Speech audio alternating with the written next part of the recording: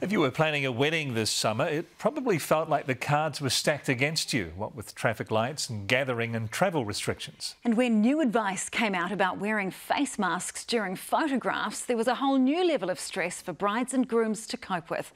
But Kethiki Masalamani reports there's a happy ending after all. Your wedding day, it's a day that's months in the making.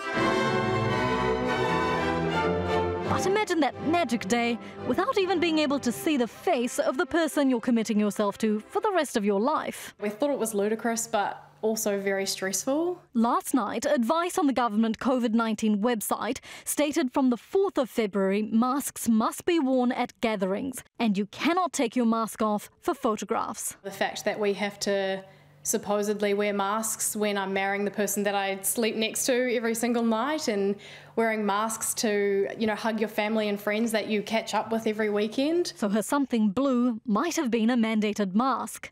That's when tens of thousands of people signed a petition calling for the government to reconsider the mask rule, saying these new rules as of the 27th of January will cripple the weddings and events industry. Eva Bradley says the summer period is when photographers and wedding vendors make 80% of their annual income. These are people's livelihoods at stake, because the reality is that there's not many brides that are going to go ahead with their wedding if they have to exchange their vows and kiss the groom wearing a mask. It's the reality of it. Organising weddings in the last 2 years has been at the mercy of COVID restrictions. Brides who've scheduled, rescheduled and rescheduled their weddings to comply with government regulations. People not being able to be there, weddings postponed because of sickness, travel, and all these couples were looking forward to this fantastic summer.